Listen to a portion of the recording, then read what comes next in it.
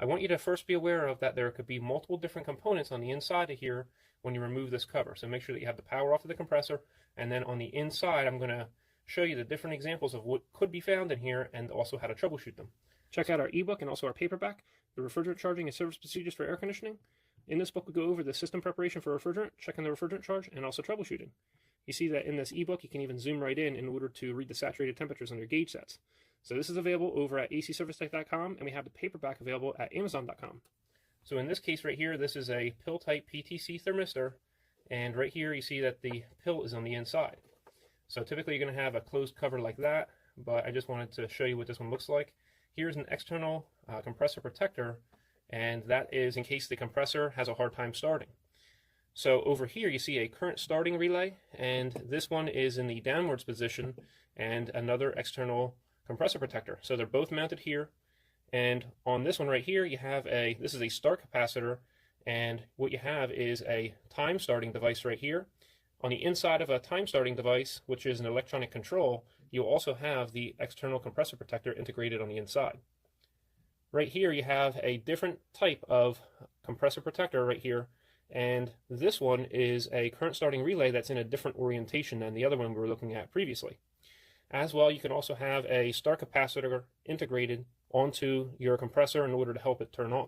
So there's a bunch of different setups, and I want to show you over on this compressor right here that when you remove the PTC thermistor, some compressors have the compressor terminals where you have one on the top and two on the bottom. And over on this one right here, you see that you have one on the bottom and two at the top. So I would recommend that you take a photo of the components first before you remove them. And some of these components come in different orientations, such as the PTC thermistor right here.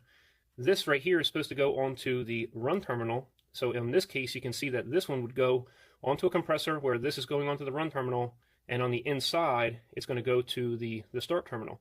So each compressor is even built differently, as well as having different components. So I have individual videos on troubleshooting each of these components in the description section below, but I'm going to give you a quick run through and quick troubleshooting for each of these style components. Here we have the two types of external compressor protectors, and regardless of which one you test for resistance value, you're still going to get some resistance.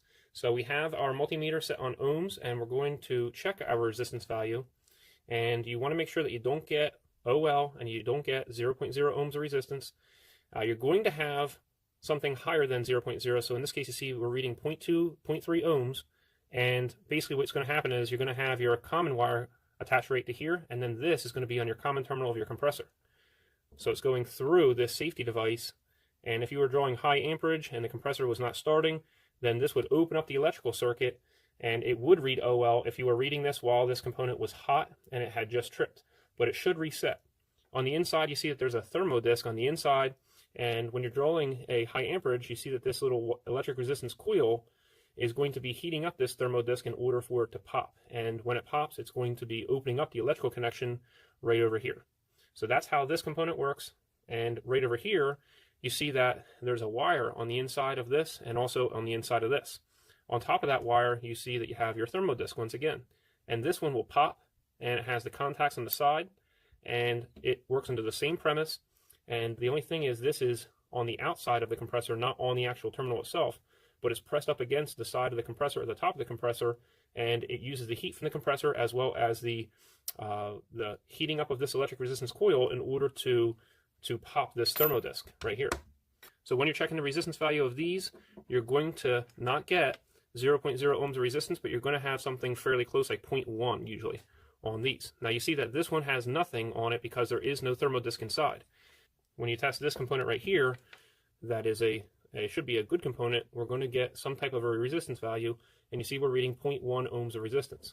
So same thing with this one, you see that the thermo disc is inside, and some of these have a blank off on the face of these, so you may not even see the thermo disc inside, but you got to wait till these cool down and then test the resistance value. So here you see 0.1 ohms of resistance. So if it's OL, it's not going to allow the compressor to start, and you got to wait till these get cool in order to test them. Make sure that when you're replacing these components, you're replacing them with the exact same specs. So on these, you'll see the model number stamped on the side. So with any type of component that you're replacing, you replace it with the exact model number. Here are the PTC thermistors, and If you have one taken off and you can shake it and you hear rattling around on the inside, then that PTC thermistor is bad. That means that it's completely broken on the inside. It should look like this on the inside and not like this on the inside. So you can see that that one was bad.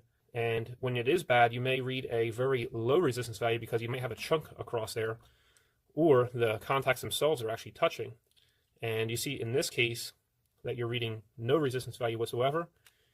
In this case, you see that you have a good PTC thermistor on the inside, and I want to show you what you should be reading right here, resistance value wise. You're reading 4.9, and that one is good.